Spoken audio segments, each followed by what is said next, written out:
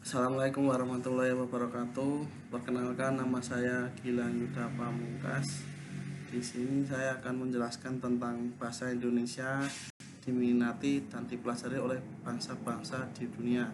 Begitu juga bangsa Indonesia ini bahasa Indonesia hebat di mata dunia. Video ini saya buat untuk memenuhi tugas besar 2 bahasa Indonesia.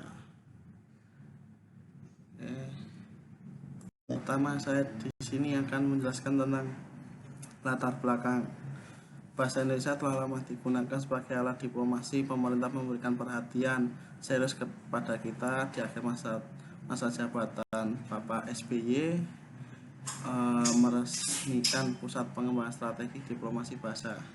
Program bahasa atau BIPA, Bahasa Indonesia bagi Penutur Asing sendiri mulai populer di tahun 90-an dan terus berkembang hingga saat ini. Lalu bahasa Indonesia telah lama digunakan sebagai alat diplomasi ketika mulai tahun 90-an dan terus berkembang hingga saat ini, khususnya menjadi acuan standar pembelajaran bahasa Indonesia bagi penutur asing, khususnya lingkungan perguruan tinggi, entah perguruan tinggi di daerah benua Eropa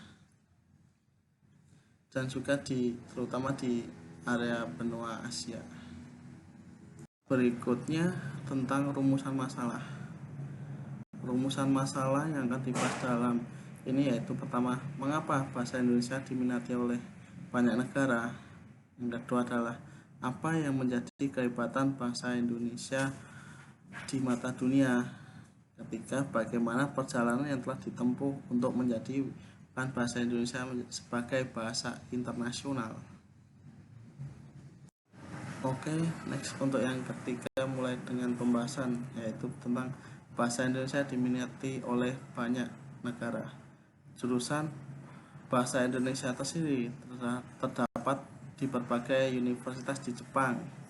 Yang kedua, bahasa Indonesia menjadi mata pelajaran wajib di Australia.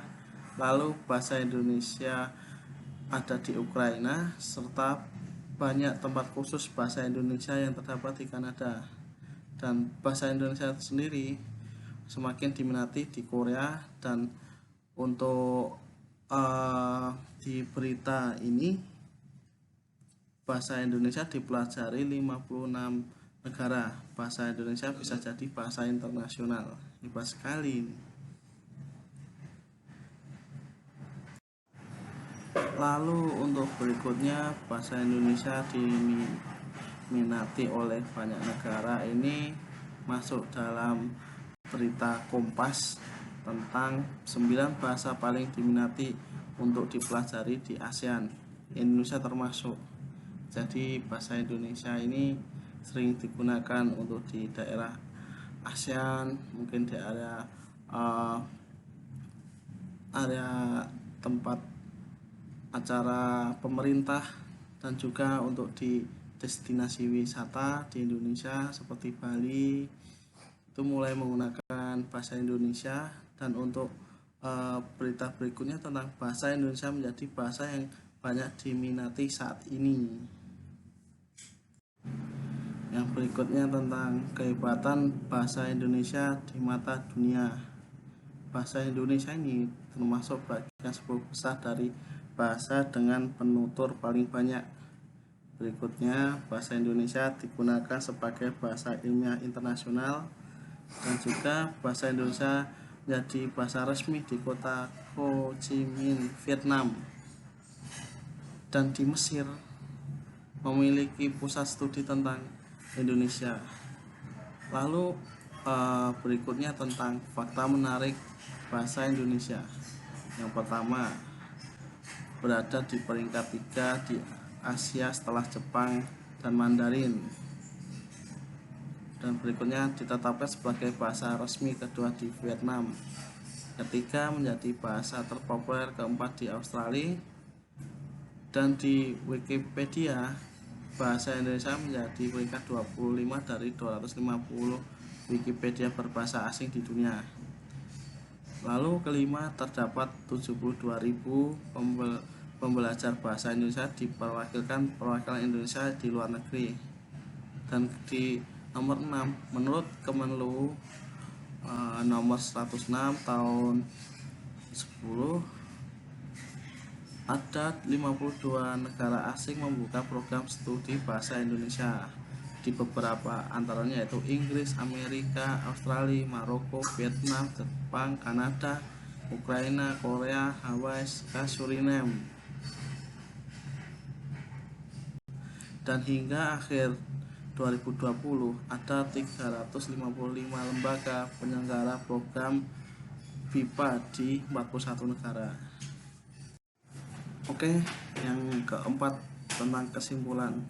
Bahasa Indonesia merupakan bahasa yang mudah dipelajari alias easy listening, dan bahasa Indonesia tidak memerlukan penggunaan nada, penambahan partikel setiap kata atau perubahan kata karena perbedaan waktu seperti tempat beberapa bahasa milik negara lain, sehingga bahasa Indonesia secara gramatikal mudah dimengerti. Bahasa Indonesia pun diminati oleh negara lain. Namun orang Indonesia yang pesimis dengan negaranya mungkin merasa malu dengan bahasa Indonesia, menganggap bahasa Indonesia hanya dipelajari digunakan oleh Indonesia, dan menganggap bahasa Indonesia kurang menarik.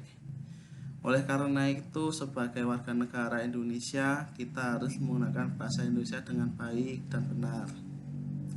Dan jika kita sudah menggunakan bahasa Indonesia yang baik dan benar, secara tidak langsung orang-orang sekitar kita akan tertular. Misalnya kita di daerah wisata kita menggunakan bahasa Indonesia, mungkin turis-turis pun juga mengikuti dengan bahasa Indonesia.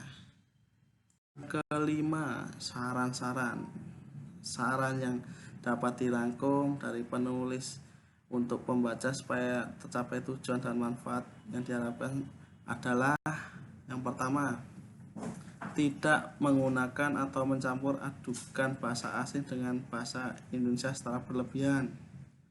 Yang kedua, membiasakan diri dengan penggunaan bahasa Indonesia yang baik dan benar.